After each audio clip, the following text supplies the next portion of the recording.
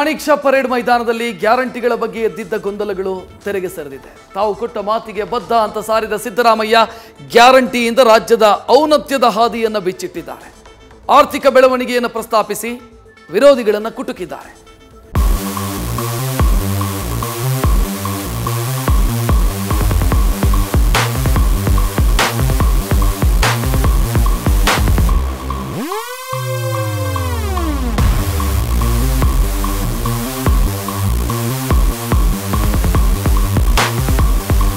ರಾಜ್ಯದಲ್ಲಿ ಸ್ವಾತಂತ್ರ್ಯೋತ್ಸವ, ಎಲ್ಲೆಲ್ಲೂ ತ್ರಿವರ್ಣ ರಂಗು. ಬೆಳಿಗ್ಗೆನೆ ಕಳೆಗಟ್ಟಿದ ಬೆಂಗಳೂರು ಸಂಭ್ರಮದಲ್ಲಿ ತೇಲಿತ್ತು. ರಾಜಧಾನಿಯ ಶಕ್ತಿ ಕೇಂದ್ರ ಮಾಣಿಕ್ ಷಾ ಪರೇಡ್ ಮೈದಾನದಲ್ಲಿ 8ನೇ ಬಾರಿಗೆ ಧ್ವಜಾರೋಹಣ ನೆರವೇರಿಸಿ ಸಿಎಂ ಸಿದ್ದರಾಮಯ್ಯ ಮತ್ತೊಂದು ದಾಖಲೆ ಬರೆದರು. ಸಿಎಂ ತಮ್ಮ ಇಡೀ ಭಾಷಣದಲ್ಲಿ ಗ್ಯಾರಂಟಿಗೆ ಹೆಚ್ಚು ಮೀಸಲಿಟ್ಟರು.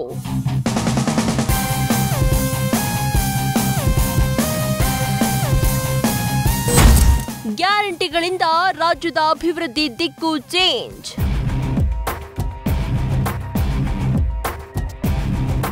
ಅನ್ನಭಾಗ್ಯ, ಶಕ್ತಿ, ಗೃಹಲಕ್ಷ್ಮಿ, ಗೃಹಜ್ಯೋತಿ, ಯುವನಿಧಿ ಇವು ಸಿದ್ದು ಗ್ಯಾರಂಟಿಗಳು. ಈ ಯೋಜನೆಗಳಿಗೆ ಈವರೆಗೆ 96,000 ಕೋಟಿ ರೂಪಾಯಿಗಳಿಗೂ ಹೆಚ್ಚಿನ ಮೊತ್ತ ವಿನಿಯೋಗ ಆಗಿದೆ ಅಂತ ಸಿಎಂ ಲೆಕ್ಕ ಕೊಟ್ಟರು. ಶಕ್ತಿ ಯೋಜನೆಯು 500 ಕೋಟಿ ಉಚಿತ ಟ್ರಿಪ್ಪುಗಳಾಗಿವೆ. ಸಾರಿಗೆ ಇಲಾಖೆಗೆ ಒಟ್ಟು 5,049 ಹೊಸ ಬಸ್ಸುಗಳ ಖರೀದಿ ಮತ್ತು 8,473 ಸಿಬ್ಬಂದಿ ನೇಮಕ ಆಗಿದೆ ಅಂತ ಹೇಳಿದ್ರು. ಗ್ಯಾರಂಟಿ ಯೋಜನೆಗಳು ರಾಜ್ಯದ ಅಭಿವೃದ್ಧಿಯ ದಿಕ್ಕನ್ನೇ ಬದಲಾಯಿಸುತ್ತಿವೆ. ಶಕ್ತಿ, ಅನ್ನಭಾಗ್ಯ, ಶಕ್ತಿ, ಗೃಹಲಕ್ಷ್ಮಿ, ಗೃಹಜ್ಯೋತಿ, ಯುವನಿಧಿ ಯೋಜನೆಗಳಿಗೆ ಈವರೆಗೆ 96,000 ಕೋಟಿ ರೂಗಳಿಗೂ ಹೆಚ್ಚಿನ ಮೊತ್ತವನ್ನು ವಿನಿಯೋಗಿಸಿದ್ದೇವೆ.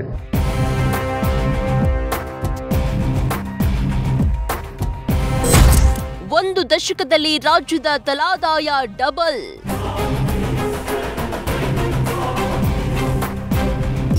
ಶಕ್ತಿ ಯೋಜನೆಯಿಂದ ಕಾರ್ಮಿಕ ಶಕ್ತಿಯಲ್ಲಿ ಮಹಿಳೆಯರ ಭಾಗವಹಿಸುವಿಕೆಯು 23% ಹೆಚ್ಚಿಸಿದೆ ಎಂದ ಸಿದ್ದರಾಮಯ್ಯ ಹಲವಾರು ಜನ ಕಲ್ಯಾಣದ ಯೋಜನೆಗಳಿಗೆ ಸರ್ಕಾರ ಭರ್ತಿ 1.12 ಲಕ್ಷ ಕೋಟಿ ರೂಪಾಯಿಗೂ ಹೆಚ್ಚಿನ ಮೊತ್ತವನ್ನ ಖರ್ಚು ಮಾಡ್ತಾ ಇದೆ.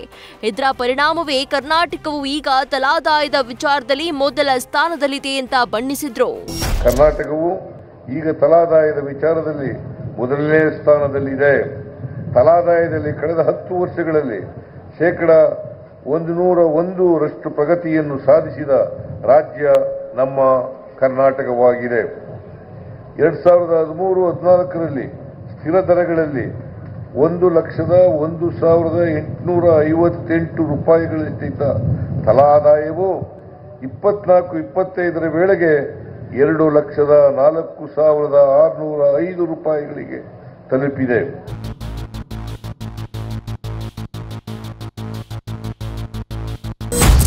ಬೆಂಗಳೂರು ಟ್ರಾಫಿಕ್ಗೆ ಮದ್ದು, ಅಭಿವೃದ್ಧಿಗೆ ಒತ್ತು.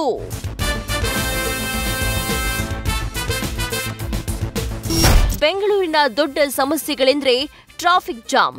ಇದರ ಪರಿಹಾರಕ್ಕಾಗಿ ಸರ್ಕಾರ ಸುಮಾರು 1,35,000 ಕೋಟಿ ರೂಪಾಯಿಗಳಿಗೂ ಹೆಚ್ಚಿನ ವೆಚ್ಚದಲ್ಲಿ ಡಬಲ್ ಡೆಕ್ಕರ್ ಸುರಂಗ ರಸ್ತೆಗಳು, ಬೆಂಗಳೂರು ಬಿಸಿನೆಸ್ ಕಾರಿಡಾರ್ ಸೇರಿ 10 ಸುಧಾರಣೆಗಳು ಕೈಗೆತ್ತಿಕೊಳ್ಳಲಾಗಿದೆ ಎಂದರು.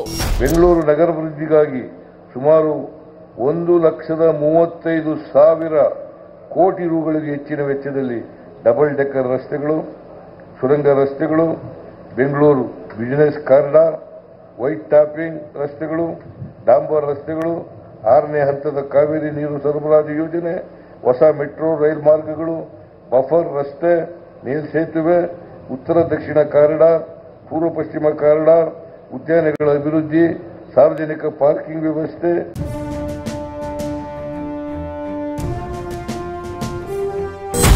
ಕೇಂದ್ರದ ತಾರತಮ್ಯ ವಿರುದ್ಧ ಧ್ವನಿ ಎತ್ತಬೇಕು.